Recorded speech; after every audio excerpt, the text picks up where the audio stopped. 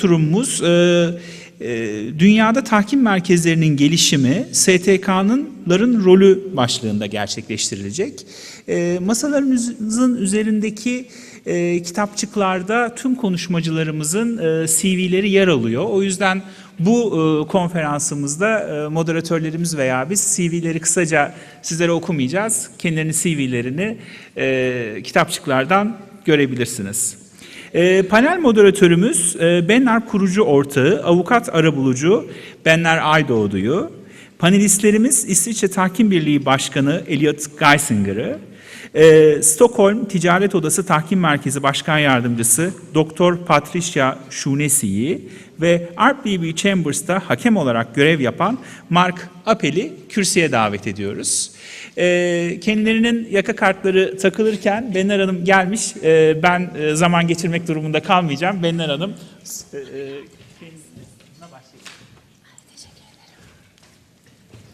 saygıdeğer hocalarım, sayın meslektaşlarım, değerli katılımcılar, hepiniz hoş geldiniz. İstanbul Tahkim Derneği'nin yönetim kurulu üyesi olarak bu önemli oluşumun bir parçası olmaktan gurur duyduğumu bilmenizi isterim. Bu derneğin oluşumu fikriyle ortaya çıktığı için ve çok büyük çabalar sarf ettiği için ben özellikle Sayın Dernek Başkanımız Mehmet Gün'e çok teşekkür etmek istiyorum. Sayenizde bugün buradayız. Çok sağ olun. Emekleriniz tartışılmaz. Bu konferansın hazırlanmasında çok büyük emekler var. Yine Sayın Mehmet Gün, Genel Sekreterimiz Emre Tamer ve İSTA kurullarında çalışan tüm saygıdeğer çalışma arkadaşlarıma çok teşekkür ediyorum. Bu kadar emek sonrasında böyle çok güzel bir topluluğu burada görmek de bizim için çok sevindirici. O nedenle tekrar teşekkürler ve hoş geldiniz. Ben tüm konuşmacılarımıza da davetimizi kabul ettikleri için teşekkür ediyorum. Bu panelimizin konusu Dünya'da tahkim merkezlerinin gelişimi ve STK'ların rolü. Bu kapsamda konuşmacılarımız hangi konuları ele alacaklar kısaca? Dünyadaki başarılı örnekler neler yaptılar? Tahkim merkezlerinin kurulması ve gelişiminde STK'ların rolü ve önemi nedir? STK'lar ve tahkim merkezlerinin işbirliklerinin başarılı olmasının sırları neler? Ve bu kapsamda karşılaşılan zorluklar nelerdir? Genel olarak konuşmacılarımız bu konuları ele alacaklar. Panelimizde yer alan konuşmacılar bu konuda dünyada başarılı örnekler olarak gösterilen kurumlarda engin tecrübelere sahip. O nedenle her biri konumuzu farklı açıdan ele alarak tecrübe ve önerilerini bizlerle paylaşacaklar. Ben şimdi kısaca konuşmacılarımızı tanıtacağım. Gerçi broşürlerinizde var ve değinilecekleri konu başlıklarını kısaca size aktaracağım. Konuşmacılarımız sunumlarını İngilizce yapacağı için bu aşamadan itibaren ben de İngilizce devam etmek istiyorum. So let me briefly introduce our speakers to you. Our first panelist is Elliot Geisinger. He is the head of international arbitration practice at Schellenberg-Wismar in Switzerland. He has 25 years of practice in the field. He is currently the president of the Swiss Arbitration Association, also for another year. And he has close ties to teaching community and professional training of lawyers. And Elliot, he is indeed very enthusiastic, if not very talented, a bass guitar player. Our next panelist is Patricia Shonesi. She is the vice chair of the board of the Arbitration Institute of the Stockholm Chamber of Commerce and also board member of the Tahran Regional Arbitration Center. She is also a professor at Stockholm University Department of Law. She has designed and led numerous projects for developing arbitration and mediation, including judicial education and arbitral institute capacity building in many countries for a number of organizations. And last but not least, Mark Appel. Mark is an arbitrator and mediator with RDB Chambers, London, Dubai, Kuala Lumpur. And prior to joining RDB Chambers, Mark was an executive and senior executive with the American Arbitration Association and its international division, the International Center for Dispute Resolution, ICDR, for almost 40 years. In addition to his service as an arbitrator and mediator, Mark continues to provide advice and assistance to arbitral institutions in the Middle East, Africa, Asia, and Central Europe. Let me also briefly share with you what our panelists will be speaking about today. Our first panelist, Elliot, will be speaking about the role of NGOs in the development of arbitration centers worldwide and specific challenges facing creators of arbitration centers. Patricia will then be giving a presentation on the role of arbitral institutions as thought leaders, innovators, and policy influencers. And Mark will be giving a presentation on the role of arbitral institutions as procedural guides and fostering best practices and whys and hows of rulemaking.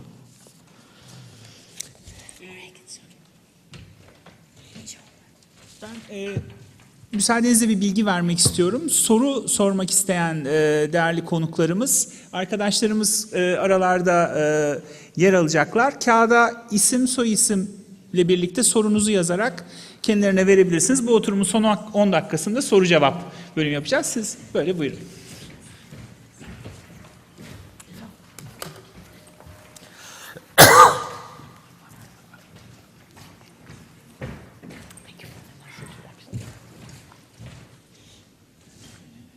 Good morning. First of all, before beginning, I would like to thank the organizers. I would thank all of the distinguished professors, colleagues, students in this room for giving me the opportunity to address you. It is a pleasure. It is always a pleasure to be in Istanbul, and today is certainly no exception. In her introduction, Benar mentioned that I am an enthusiastic, if not talented, bass guitar player. The if not talented was a caveat that I supplied to her, of course. This serves as sort of an introduction to what I'm going to talk about, because the legal profession, arbitration in particular, and the development of arbitration centers is a little bit like playing a musical instrument. There are a few necessary ingredients. You have to have some technical knowledge. Being able to read sheet music, for instance, is definitely a plus. For a bass guitar player, having some understanding of harmonics is also a plus. But apart from the technical part, you need a role model. You need people you want to imitate, you want to emulate, people who pull you forwards. And you need that personal touch that some people call talent, and of which I am singularly lacking, of course. And perhaps most of all, what you need is pleasure. You're never good at something that you don't like to do. And that is something that I will be coming back on, all these various ingredients, I'll be coming back on these in my discussion. Now, the first part of my presentation, which is my overall presentation, serves perhaps as an introduction to this panel, because Patricia and Mark will be covering more specific matters and aspects and from different angles. As Benar said, I will be talking about the role of NGOs in general in the development of arbitration centers worldwide, and then I will be talking about a few specific challenges. Now, which NGOs? Because the term non-governmental organization can mean a lot of things. The NGOs I will be talking about are arbitration associations that do not administer arbitration rules. In other words, I will not be talking about arbitral institutions such as İSTA, such as the ICC, of course, such as the LCIA. That will be covered in particular by others, but I think more specifically by Patricia. I'm talking about institutions such as İSTA, such as the Swiss Arbitration Association, or ASA, which is the French acronym, which helps to distinguish it from the Swedish Arbitration Association. Since people have difficulty distinguishing between Sweden and Switzerland, that confusion extends to the world of arbitration as well. One that is never confused with anyone is the International Council for Commercial Arbitration, ICA, and others, of course. Now, it's not that there's an issue with arbitral institutions developing arbitration centers worldwide. There's nothing wrong with that, on the contrary, very much to the contrary. It's just two different angles. Arbitral associations, scientific associations such as the Swiss Arbitration Association, such as İSTA, have different roles, they have different strengths from arbitral institutions. One of these, and this is a topic that I believe you will hear about more in the course of this panel, is that they are perceived, rightly or wrongly, as being more neutral. And why is this? It is because when an institution is promoting its own rules, it's not doing just that, it is promoting arbitration. It is educating people not about only its own rules, about arbitration in general, but it can be perceived, rightly or wrongly, as promoting itself and promoting a product. there may be, rightly or wrongly, a commercial perception there. That is something that you will never have with an arbitration institution, association such as ISTA or ASA. One of the major projects of the Swiss Arbitration Association is called the Toolbox, which received the blessing and the support of UNCITRAL at the United Nations, and I was told personally that they would never have been able to do that with an institution, precisely for the reasons that I just gave you. Now, this is a matter of perception, and don't get me wrong, because I'm not disparaging arbitration institutions. On the contrary, again, it's just a question of perception out there, a perception of scientific neutrality. Now, the role of these arbitration associations or NGOs. The first role is the collection. First of all, the collection, and then the dissemination of knowledge through publications, conferences, etc. I should say that this is the main goal. It is the main purpose of anything such as the Swiss Arbitration Association, ISTA, the Swedish Arbitration Association, ICA, etc. That is the purpose. Of course, and again, there's no monopoly. The ICC organizes excellent conferences, so does the LCIA, ISTA does as well, and the Singapore International Arbitration Center does the same. But again, this is the very purpose of these scientific associations. It is to gather, to collect information, and then to spread it. The collection is based, or how is it done? It is based on collecting experience. It is exchanges among people, the members of the associations, the groupings of people, the publications, bringing in the publications. To take a few examples that ASA has done, it can also consist in collecting forensic evidence from the field. For example, a few years ago, there was an ASA conference on who scrutinizes arbitral institutions, where there was a number of just factual data that were collected for the purpose of a conference through the speakers. Similarly, in the ASA Bulletin, the quarterly publication of the Swiss Arbitration Association, you have statistics about the duration, about the grounds, and things like that in Swiss setting aside proceedings in the courts, which in the court, in the singular in Switzerland, because everything goes to the Swiss Supreme Court there. This is just forensic things. Another project, and here this is directly relevant to the further course of this conference, was a project that began quite a few years ago in 2014, unless I'm mistaken, which was then called the Global Arbitration Ethics Council, which was an idea of your untalented bass player here, that saying that rather than taking ethics issues and putting them before arbitrators, shouldn't we have some kind of global ethics council that could regulate this on a global level to meet global needs? Now, this is an idea that, in terms of setting up this council, didn't go anywhere, and perhaps the lack of talent in my bass guitar playing is mirrored in my lack of talent to promote ideas. But one of the byproducts, one of the secondary results of this was a series of meetings between a number of institutions and associations where we collected just forensic, when I say forensic, just hard data, going to the national bar associations, going to the National Bar Council, saying, how many issues do you have relating to international arbitration? What are the types of issues that are raised? What are the types of questions that you get? What are the types of complaints that you get? And this was just collected and then discussed in the forum. The dissemination, while that is obvious, that is through publications and through conferences, I won't spend much time on that. A second role, and this is an important role, is the training of arbitration practitioners, and this is also the direct result of the bringing together principle.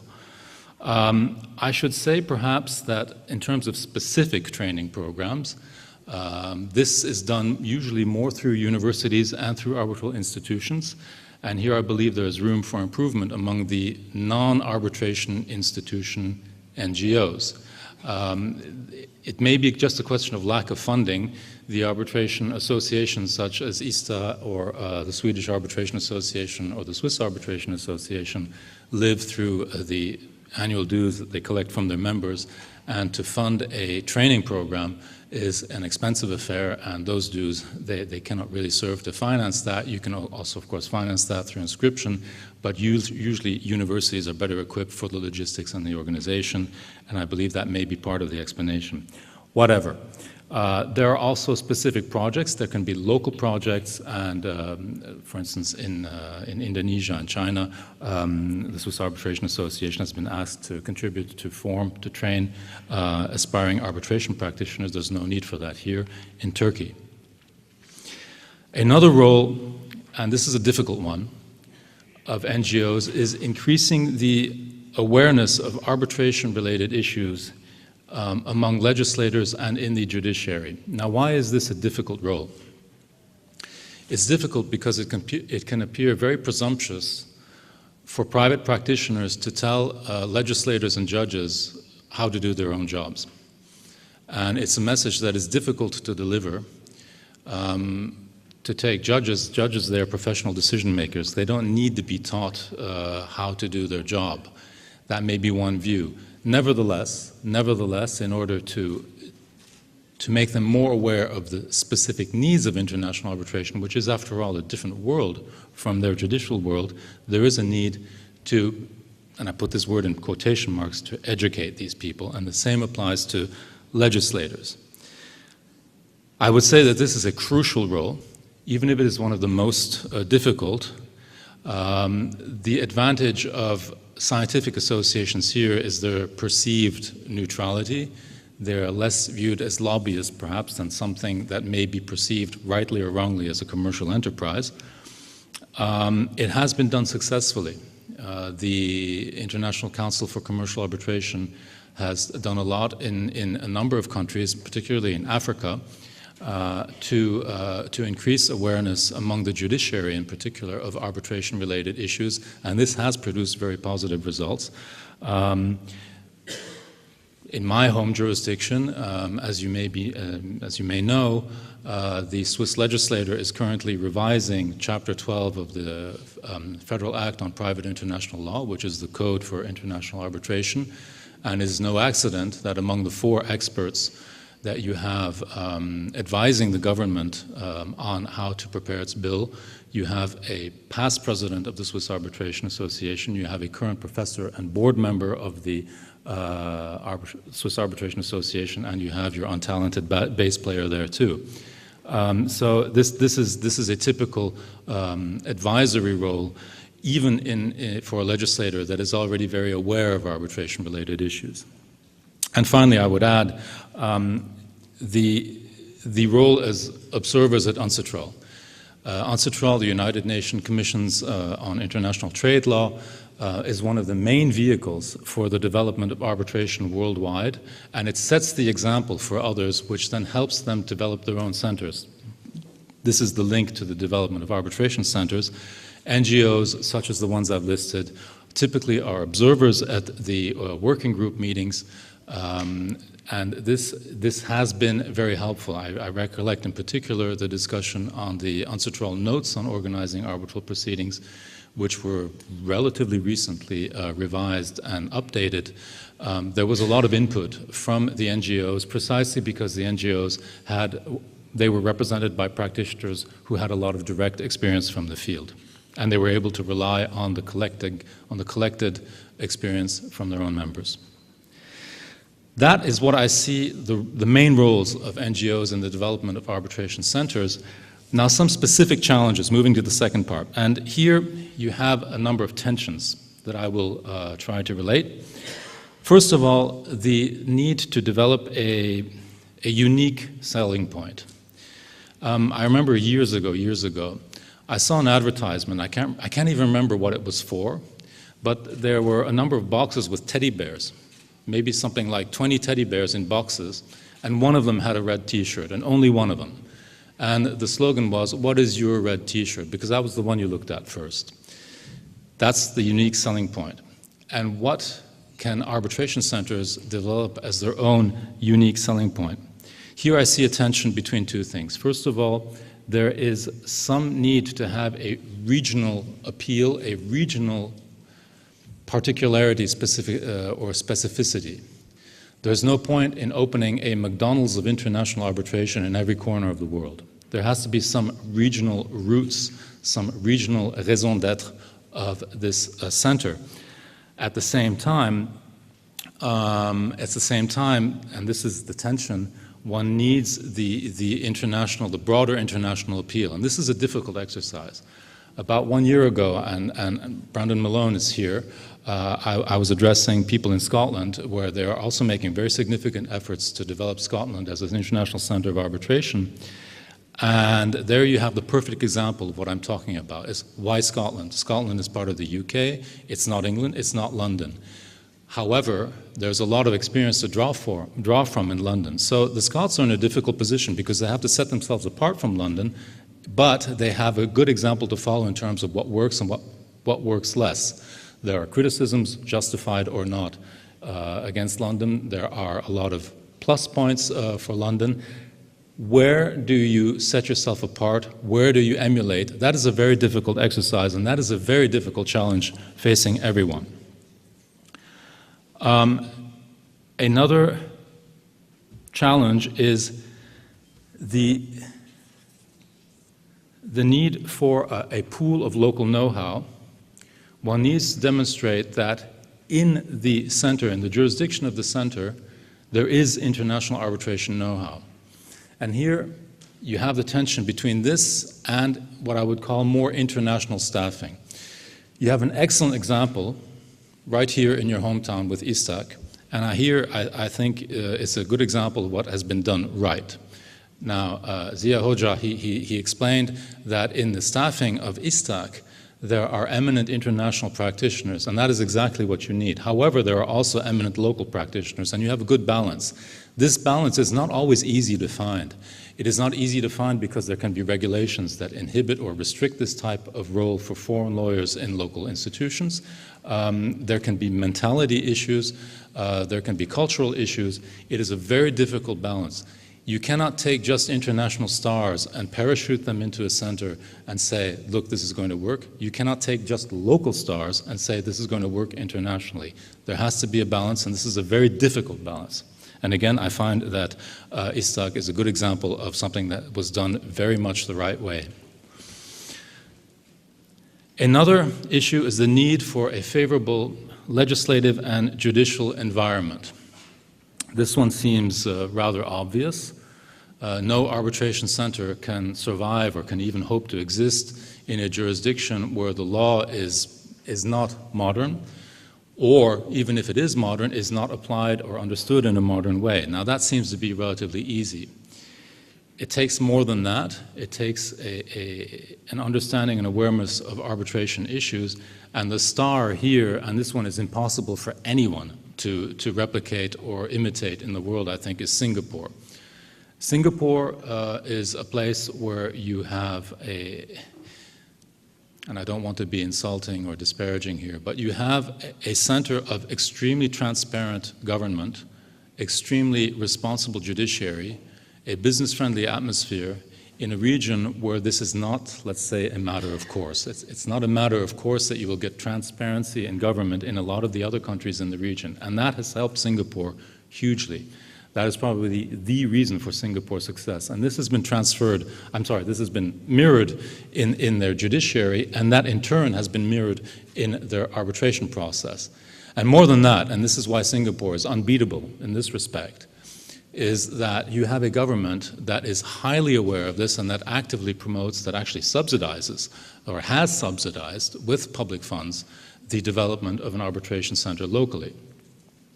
This is something that we others in the world can only be envious of, but it's important. It's important, but it takes time. Singapore is a huge success story. Their caseload of the Singapore International Arbitration Center has been growing exponentially, but for years, they had a very minimal case law. It takes time, and here is where the NGOs, the training, the dissemination of knowledge, the creation of awareness is important. And I close this presentation on one last challenge, and this might also be the bridge to the next presentation. This is one of my pet subjects, so humor me for a few minutes. There's a danger in terms of innovation for its own sake. I always tell the same story, and for those of you who have already heard it 27 times, I apologize in advance. But I spoke a little while ago with the Chief General Counsel for International Litigation of a very large American multinational, and she was saying that she was frustrated by the constant changes in institutional arbitration rules. She said that by the time someone convinces her to put the clauses of institution X into their contracts as a matter of policy, the rules that were presented to her have already changed by the time they find their way into the contract. And by the time a dispute actually arises and an arbitration begins, the rules will have changed again because they change about every 2 years. I hear people saying, the rules of this institution the last time they were revised was only in 2014. Isn't that a bit old now? Careful. That's a very slippery path, and this is where I come to my favorite rant. There is a very careful distinction between, or a fine line to make between innovation for its own sake, innovation, healthy innovation, and salesmanship. I see a tendency nowadays that an arbitration institution that doesn't change its rules every 18 months is seen as dusty and old-fashioned. That's very dangerous. That's not what users want. That is not what the lawyers want. That is not what arbitrators want. But most importantly, it is not what the parties want. They want a little bit more predictability than that. So that is another danger, and maybe I should just raise that flag for the rest of the conference. I think I've come to the end of my time. Thank you very much.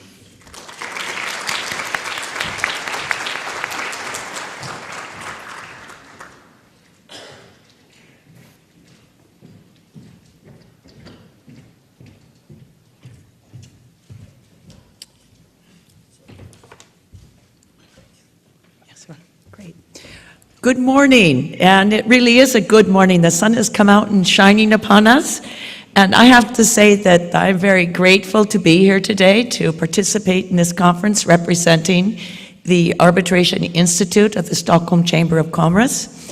And it's absolutely energizing and exciting to see all of you, to see this entire room filled with so many who will be building arbitration practice in Istanbul, in Turkey, and in this region.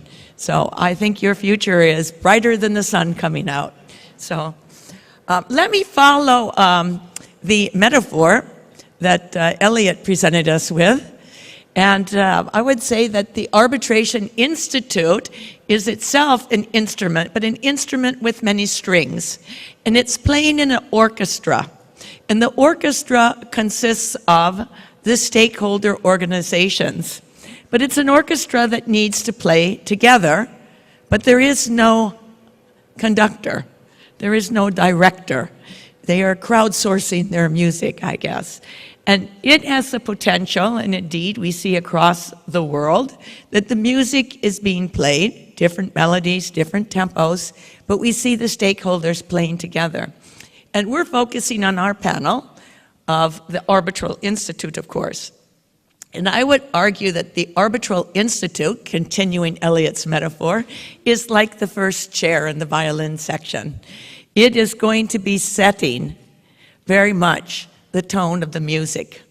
So looking at the SEC, not as marketing, but as an example, which I know dear, since I have been on the board for 12 years, we take a look at the SEC as an example of an old institution.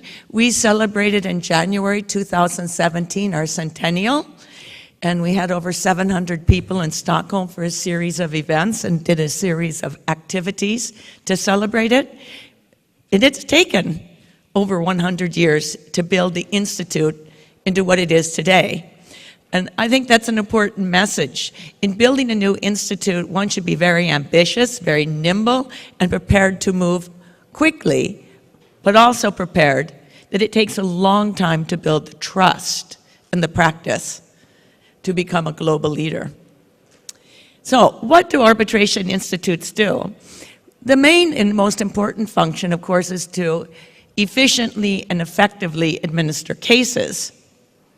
And as Elliot pointed out, they also have an important role to educate and to increase awareness, to promote arbitration generally, to contribute to developing best practices, which will encourage effective and efficient and ethical arbitration.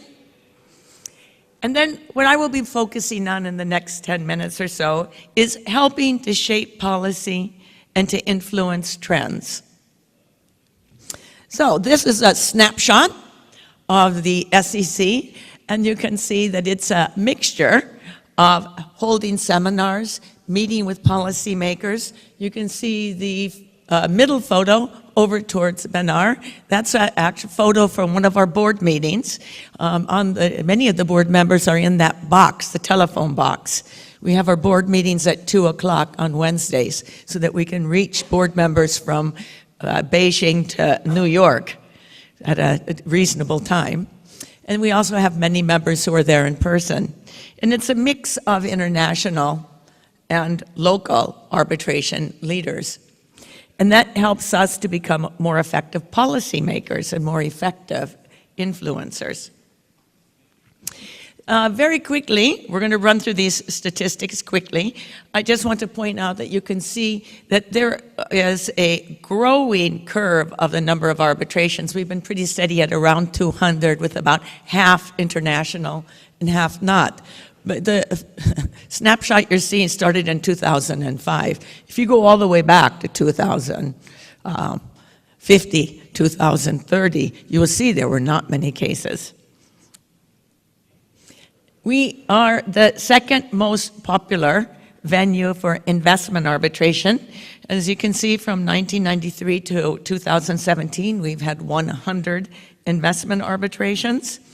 And I use that as an example. Commercial arbitration is quite important, but the investment arena is an excellent example for us to look at how arbitration institutes can take a leadership role in disseminating information based on facts, on engaging in policy, and influencing what's happening.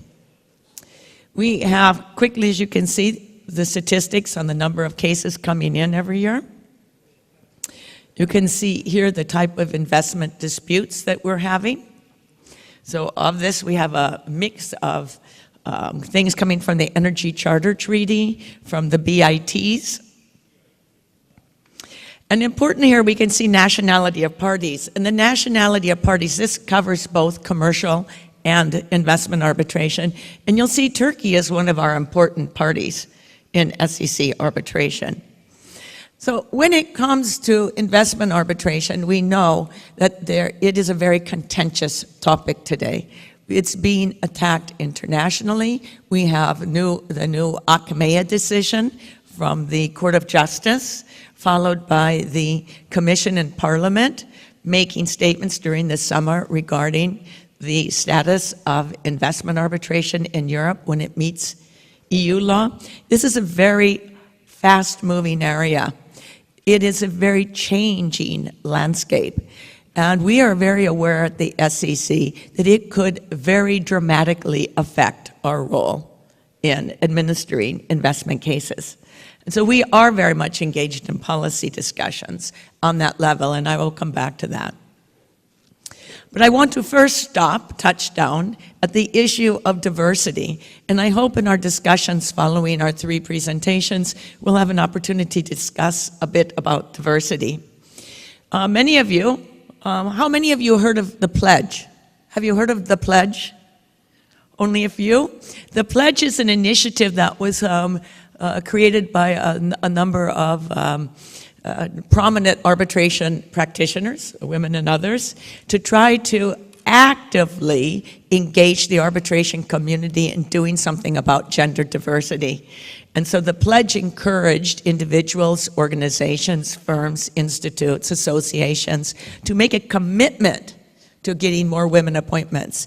We at the SEC take it seriously, since we had always had what we think is a diversity interest and focus, and tried to promote diversity. But since taking the pledge, when we sit in the board and we make decisions about who should be appointed as an arbitrator, we usually have a list of 3. In cases with a potential lot of conflicts and difficulties, we may have a list that's longer.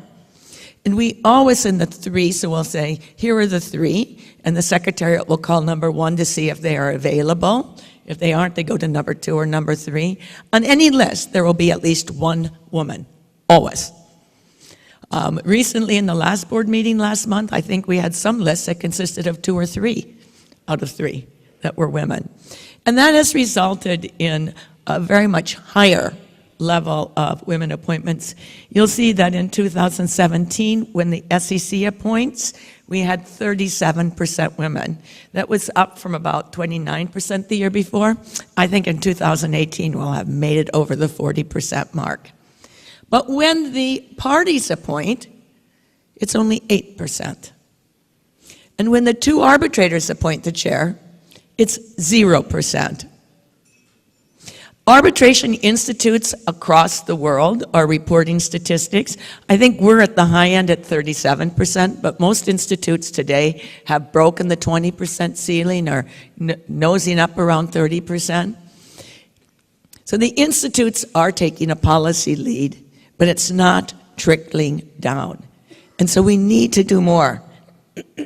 At the SEC, we're also very focused on increasing the diversity of the pool. We want younger arbitrators. We very much have been engaged and trying to train, to educate, and to include more younger people. And importantly, and it should not be left behind, and it should be very much of interest to all of you, we need more diversity of region. We need more diversity of religion. We need more diversity of culture and background. We need to break through the glass ceiling of Northern Europe and Northern American arbitrators. And that is something which all of us need to do, because all studies of business and sociology show that you get much greater leadership, much greater results when you have a diverse group. We're starting to see clients demanding teams when they hire their lawyers to reflect diversity. Companies see better results when they have diversity. Excuse me. So this is a challenge that we must all engage in. And the institutes are leading the way, as they should, but we need more on board. So now returning to the investment as a good example of policy engagement. The SEC now for some years has been actively contributing to the investor-state dispute settlement debate. One of the things that the SEC has been doing has been trying to disseminate fact-based information, because there is a lot of non-factfulness out there in the debate, a lot of emotional, a lot of lobby grouping, that's not really contributing to an informed debate. The SEC has always been active in observing and contributing to UNCITRAL, but now in particular in Working Group 3, which is now working on developing a response to investment arbitration. We organize a lot of seminars and contribute to seminars events. And we have a unique program in trying to crowdsource ideas and testing possible solutions that I'll come back to. Again, we are aware that the landscape is changing. Investment arbitration may end up in new forms. It could even end up with the proposed multilateral courts, which would be permanent courts or temporary courts. It may be moving that way. And we take the position as a policy to try to offer experience and information, but we cannot choose parties. And we often are confronted when deciding the seat of arbitration that the investors will say, give us Switzerland. We have a nice Hungary decision in Switzerland. It's not in the EU. And the states will say, give us Brussels. And we take the position, we're not taking a position. It's not for us to decide whether investment arbitration should continue as it is today or whether it should take a new form. So we try to participate with our experience and try to participate with our information, but we cannot choose an investor preferred position over a state preferred position. We are there to be neutral and impartial. We offer services. If the states want our services, then we are happy to provide them. If the states would prefer a different service provider for their disputes and do so in the context of their new treaty negotiations, then it is for the states to do that. But we can try to demonstrate to policymakers and to influencers what the history of our services are and what the benefits of our services are. We also provide, as I said, access to information, adding facts to the debate. We have for some years had a Swedish arbitral portal where all important cases relating to arbitration are translated into English and are made available for users to download and to access the decisions. We also have a number of commercial law and other relevant legal instruments which are available, translated into English in our library, which is free to everyone to use. And then I mentioned this idea of creating ideas. One of the problems in response to the issues relating to investor state is the importance of trying to find solutions to ensure that there will be transparency and accountability in investment law. I think everyone agrees that when it comes to climate change issues, human rights issues, protection of investors, for having fair and equitable treatment, for having their investments protected, everyone agrees these things need to be achieved, and the devil is in the details. How do we create new investment treaties which will find a good balance and which will encourage investors and give them the predictability and the protection, while also providing states what they think is a fair level playing field, but accountability? The Treaty Lab project invited teams across different organizations to compete for coming up with the best treaty. We had 38 teams registered, and over the course of a couple of years, these teams worked on coming up with a new model treaty that would achieve environmental protection, that would achieve giving force to the Paris climate agreements and such, while also balancing the interests of states and investors. And the expert committee couldn't decide on the ultimate winner, so two different teams were declared the competing winners. They were invited to present their work in Columbia, the institute there. They were able to present their work to the United Nations at its annual meeting in the fall. They were recently in Paris at the Paris meetings presenting their work. So it's fantastic to see this crowdsourcing of ideas. And the teams consisted across different organizations, people from law, people from engineering, people from business, that grouped together and created ideas to test. And I would say that's an example of innovation and influencing all in one. So again, we're trying to spread the potential of arbitration as part of our centennial activities. A movie was made, The Quiet Triumph, trying to show how arbitration has solved conflicts around the world, state-to-state conflicts, investment conflicts, commercial conflicts, featuring three leaders, one from China, one from Russia, and one from the US, that have been leading esteemed arbitration leaders, together with a number of other voices. We hope that this 50-minute movie would be shown a few times. So far, I think we're up to over 40 showings. There's going to be a showing in Turkey later this month at a university, and it's still going. So it's showing the promise of arbitration, what we can achieve on a policy level to make the world better. And we're spreading the story of success through a book that you can download if you have Clover Arbitration online. A book on arbitrating for peace, where each chapter is a chapter about a state arbitration which helped avoid a conflict and resulted in peace. We had a writing contest that young writers could submit an abstract, and the last chapter was the winning abstract from a young writer joining more experienced writers.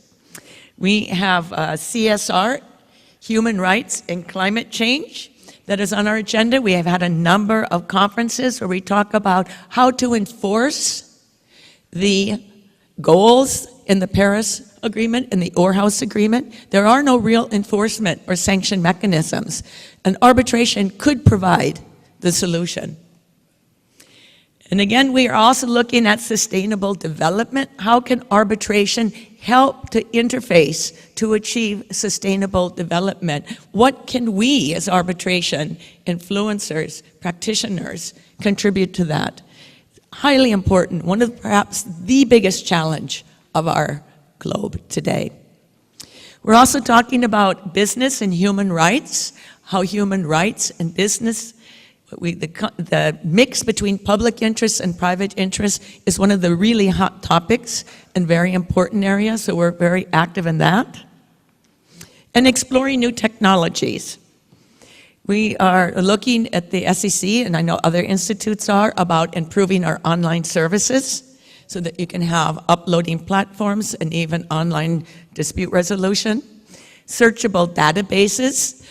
We have Catherine Rogers here, who will be speaking, who is a leader in searchable databases with arbitrator intelligence.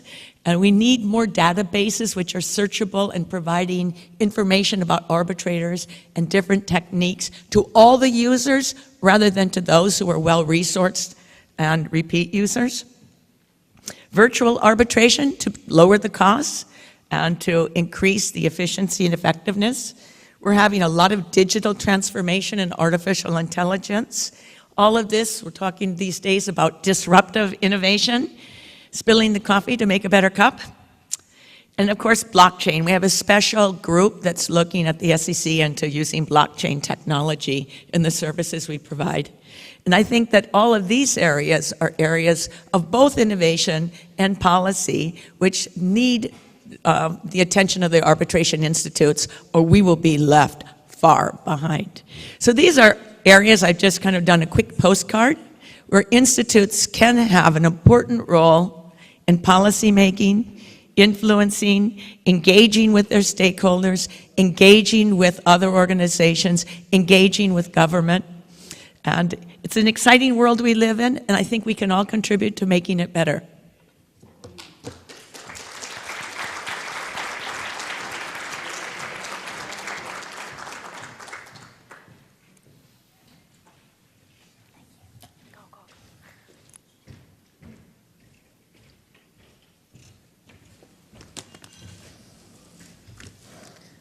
Good night, in.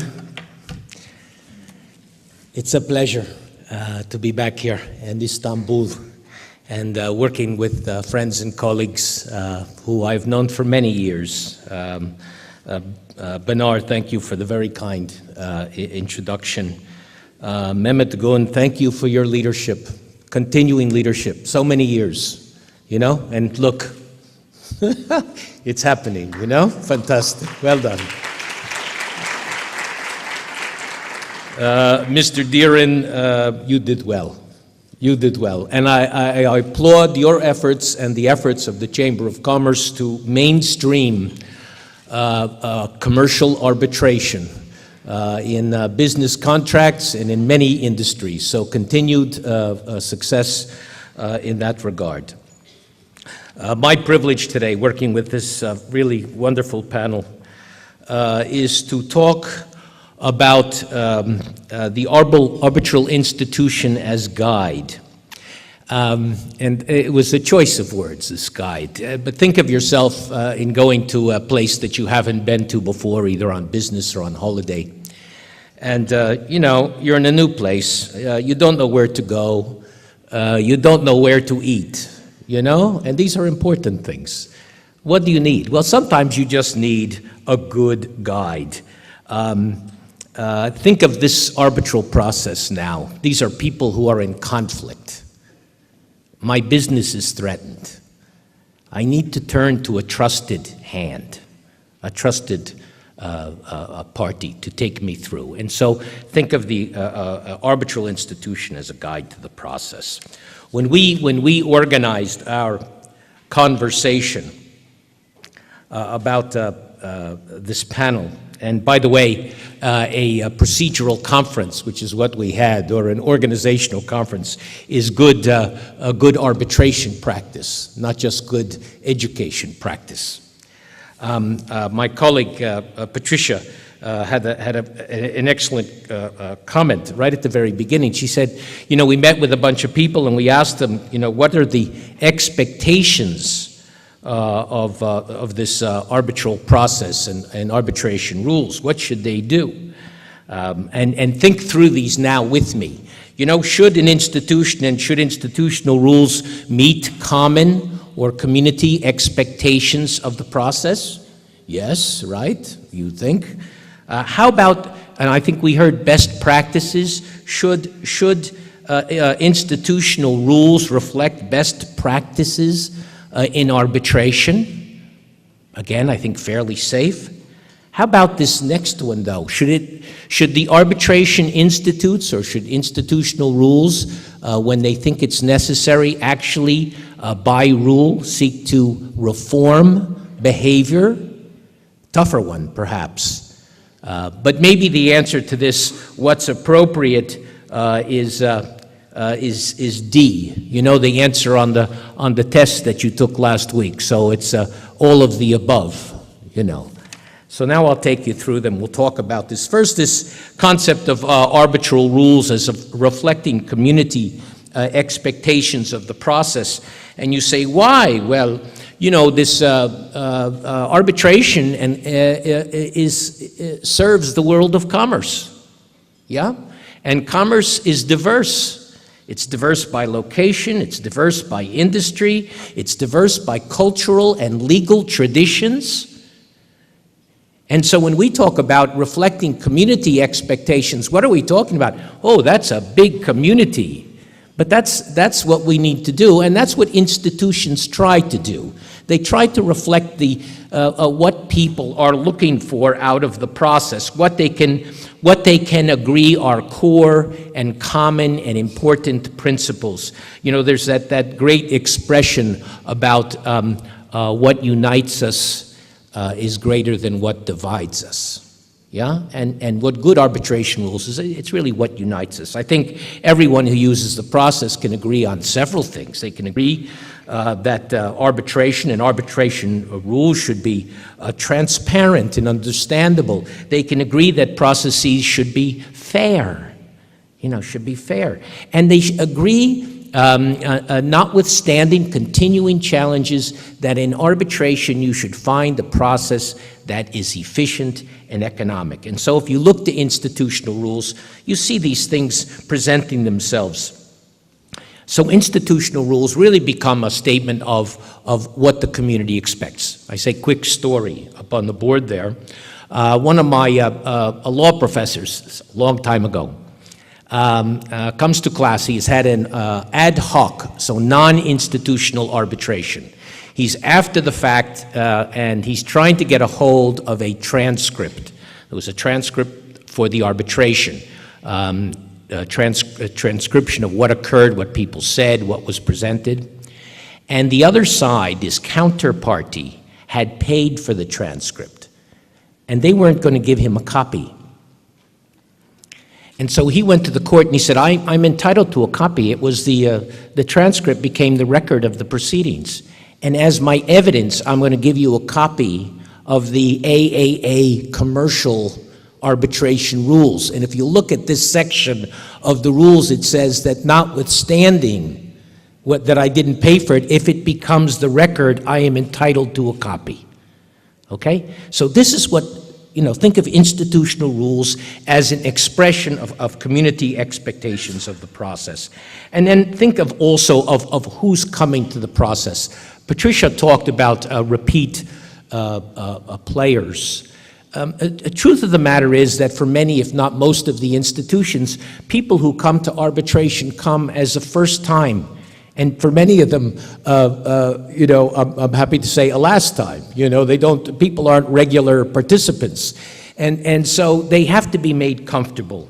And so you think of that. Also, notwithstanding the fact that we have wonderful law firms around the world who are really leaders in this field, there are many lawyers who encounter arbitration for the first time. or at least are not so expert in it. And so having institutional procedures that they can understand and work with and that meet their expectations is important. But what about changes? You know? Elliot talked about the dangers of changing too frequently. But what if the process needs improving? How do you go about it? What do we do? Why should rules change? Not changing needlessly. You know, truth of the matter is business changes. Industry changes. Let me give you an example. You know, when I started in the arbitration business, most contracts were just two parties, you know? We have a contract, there's two of us. I have a contract with you. That's it, it's only two. Now, I work with companies and institutions who are trying to address situations where there are tiers of contracts, not just multiple parties, but multiple tiers of contracts. It's a much more complex commercial world. And so institutions said, oh my goodness, we have to deal with issues like consolidating separate arbitration proceedings or bringing new parties, you know, joinder, bringing new parties into the process, and we need to do that in our rules. It's just an example. And how are rules changes made? I will tell you, having worked with multiple institutions over the years, that they're not made lightly. Institutions bring in expertise, much like the Swiss government did with this a board of advisors. They bring in the best and brightest minds who don't agree with each other all the time. That's one of the great fun bits of working on a rules drafting committee. And they get good advice. Should institutions reflect best practices? You know, institutions listen and watch. And they watch what their fellow institutions are doing. And I don't think that's a bad thing. I think that's a good thing. What works? An institution should be asking itself all the time, what's a better way to get at this issue? And what's going on elsewhere? And is that something that would work for us? And sometimes that means an innovative solution. And you know, Patricia talked about innovation. Innovations are not something that should be undertaken lightly. Elliot spoke to that. But sometimes they make a real change. I'll give you an example of that in just a little bit. And finally, as to behavioral modification, I'm sorry to say that sometimes experienced counsel learn the process so well that they learn how to sometimes, I guess the expression is game the process. So I'll give you an example. Parties in international arbitration, institutions coming together and talking to each other, we're finding out that sometimes parties are hiring investigative people at the beginning of an arbitration, and they're looking into the backgrounds of arbitrators and looking for connections and looking for problems, frankly.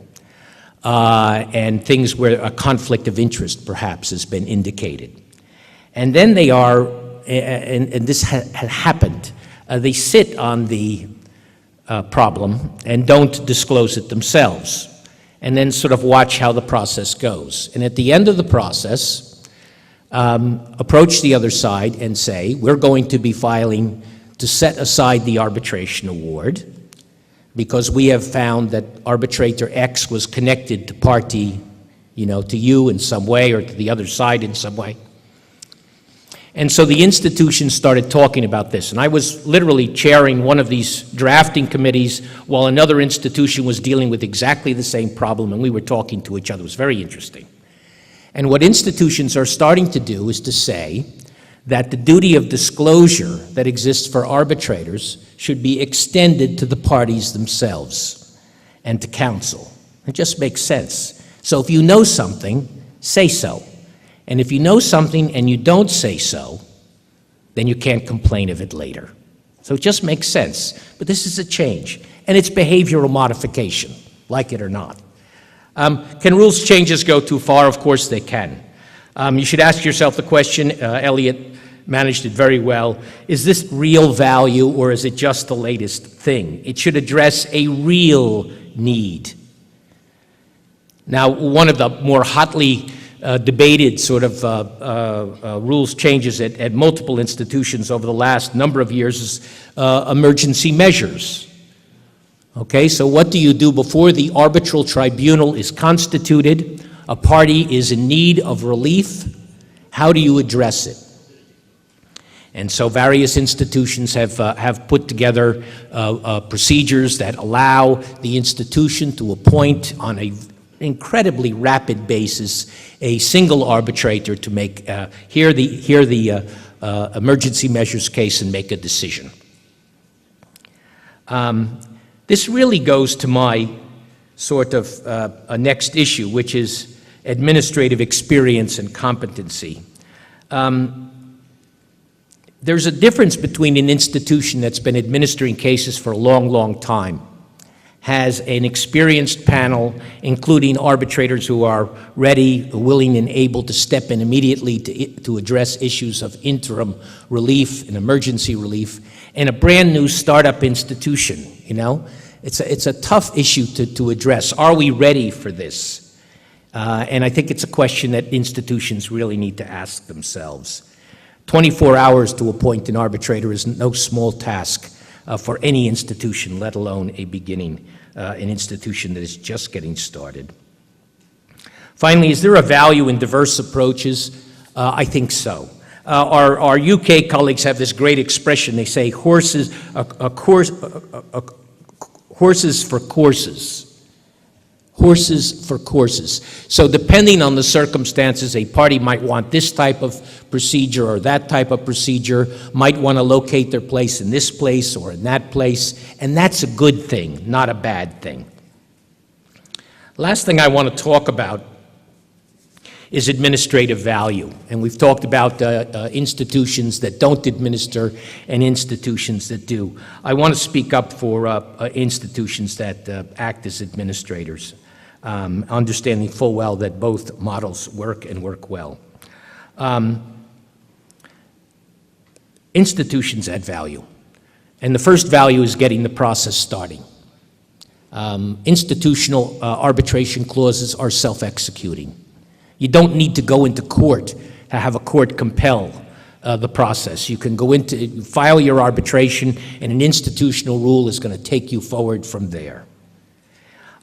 Incredibly important is the issue of arbitrator appointments. When the parties fail to participate, I name my arbitrator, would you name yours? Well, not today, not tomorrow, maybe next year. How's next year? No, next year's no good. So institutions step in. They act as gap fillers.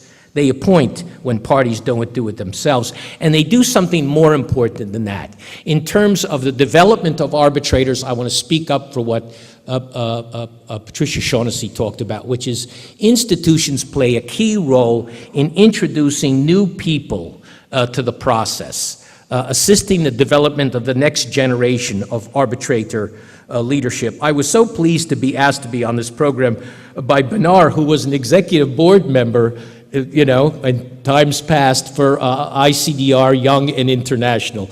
Well, you're still international. You're not as young as you were then, but you know, that's what institutions can do. They can. Oh, you're still very young. No, you're still very. Institutions can, by giving people speaking opportunities, by getting them engaged in committees, bring people into the process. Finally, I want to speak to the process, the role of the institution as a process expediter. There is a real role for interposing an institution between the arbitrators and the parties. There is a role for someone to say, we need to move this along. And institutions take that role very seriously. And then finally, isn't it a good thing, award scrutiny, isn't it a good thing to have an extra set of eyes, you know, on that arbitration award? To have someone who knows what the parties filed, to know that the claims are reflected and the counterclaims are reflected in the decision, and that's what you get by way of award scrutiny. It's a very important role for institutions, and it's one I think that they do an admirable job of doing everywhere. So with that, I'll stop and say thanks for your time.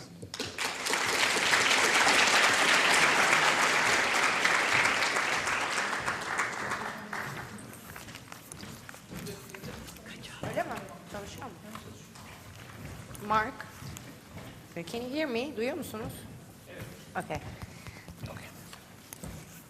As a not very young practitioner, I would like to thank you, Mark. It was a pleasure working with you ages ago. Okay, so I would like to thank all our speakers, Elliot, Patricia, and Mark. Thank you for being with us today. Şu anda sorularımızı alabiliriz. Biraz daha vaktimiz var. Soru sorarsanız da çok mutlu oluruz. Konuşmacılarımız hevesle bekliyorlar sorularınızı. Yoksa ben soracağım.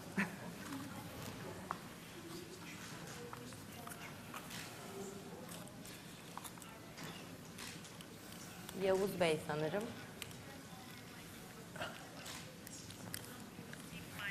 Abla ben Narcım. Yavuz Mavioğlu, ADM'de Avukatlık Bürosu. I would like to ask my question to actually all of the panelists. I believe the institutions should also have some level of control or a supervisory role to act against any kind of corruption and conflict of interest. So what do you think about this? Yes, absolutely. Who would like to go first? Was it corrupt? Was it the role of the institution? About the corruption. It's quite important, and I'm sure that all of us can share stories, but it's sometimes happens that an arbitration is started, a request for arbitration comes in, and red flags are waving to the Secretariat. That by the nature of the request for arbitration, there may be a non-responding respondent, that the Institute needs to be careful that they don't participate in what might be what's called a pocket arbitration, called fake arbitration in some parts of the world. So they need to be sure that they proceed carefully. And I understand, I was recently discussing this issue with some arbitration institute leaders in Asian conference. And I was told that, and many of the institutes there, and I can reflect, it's kind of similar, if they have an arbitration coming in that has red flags, and there's no respondent, they will never appoint the arbitrator suggested by the claimant. That they will always appoint, particularly if it's going to be a sole arbitrator, an arbitrator that the Institute knows is going to be very careful. Do you want to add to that? Yes, I agree with that. I had a direct experience of a case when I was sitting at the arbitration committee of the Geneva Chamber of Commerce and Industry before the Swiss arbitration institutions merged their practice. That was a little while ago. You know. I know. Before you started practicing. You know. And indeed, a case came in that was suspicious, not the first time, but it was a repeat case with a repeat lawyer and repeat arbitrators, sole arbitrators, agreed by the parties, that miraculously reached a settlement within, even before they were confirmed by the chamber. And the way out was simply not to confirm the arbitrator, and the case went away. But it might not have been corrupt, it might not have been illegal, it may have been a way of avoiding currency exchange controls rather than money laundering. But I even remember that we were wondering whether we should report the case to the local prosecutors, because it had a terrible smell about it. Just, let me come back to the sort of, maybe it's a bit easier role because it's a common role, which is the institution in deciding, frequently deciding whether an arbitrator should step down or continue based on what is suggested is a conflict of interest. We asked, or Gabe Bernard suggested questions to ask us, and the question I gave her was, what's the single most important role for an institution? What is the single most important thing that they have to keep in mind? And I said, integrity. You know, integrity, because without it you have nothing. You know, we are in the trust business. And what institutions can do and take seriously is this issue of resolving conflicts that arise or that are presented to them, and whether an arbitrator should continue or not. It is a very important role. It's one that institutions take very seriously and should, and it goes to the very heart of this process. It's why this code of ethics, I'm so happy to be here at this conference, and this is the headline, you know. It is a critical thing, so. Thank you very much to all. Başka sorumuz var mı acaba? Ben tam göremiyorum, bakıyorum ama.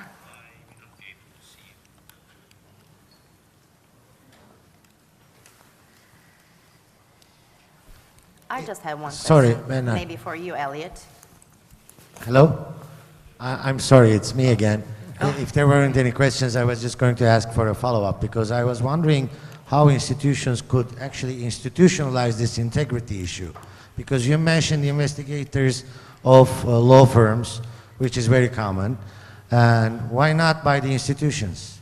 Why aren't they why don't they employ investigators themselves to do their own checks before making the appointments, or making the process a little bit safer, or even take some regulatory, this is like by rules, of course, some precautions to limit the number of cases appointed to some arbitrators, or even limit the number of cases represented by law firms, because that's a more critical issue in practice, where law offices have too much influence on arbitrators. So that's the follow-up portion.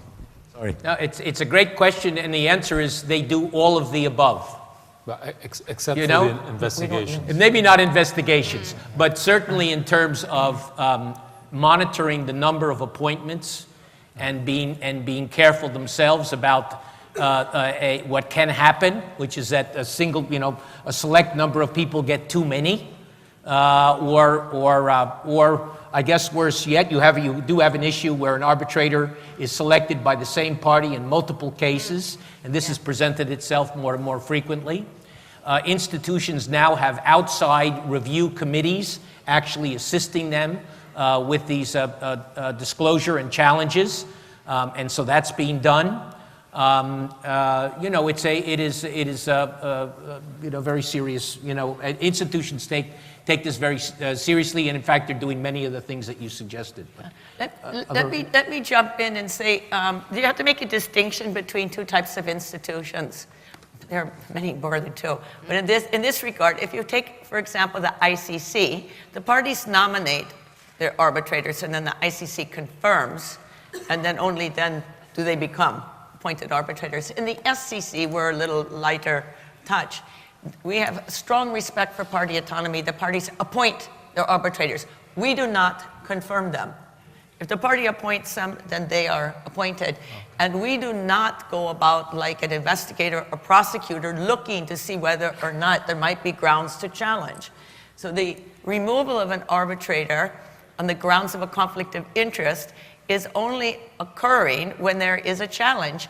And indeed, under the IBA guidelines, all of the lists are waivable except for the non-waivable red.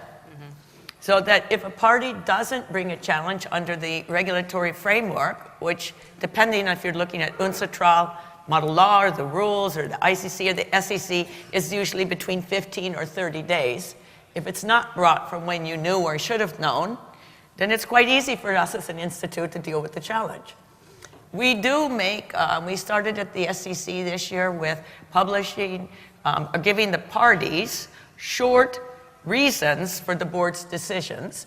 Other institutes are starting to publish. We publish them in a redacted, summarized form every few years to give an example of our practice, but we do not have an outside review board.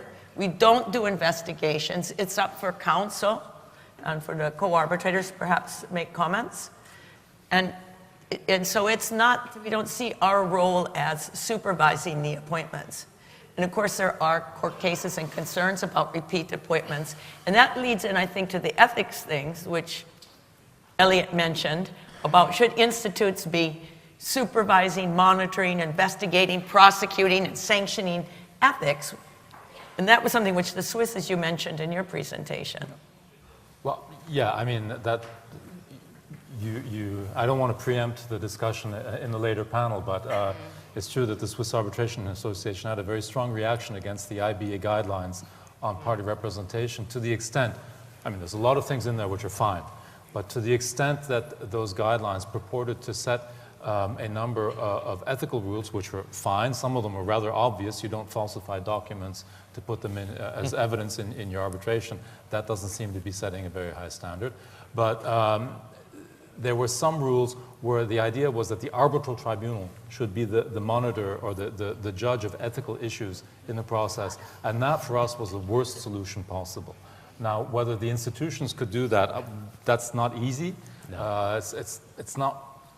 Personally, I don't think it's their role. I think it'd be someone who is not involved in the process at all. But that is a big debate.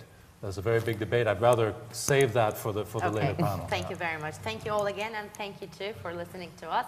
I think our time is already up, so see you in the next panel after the coffee break.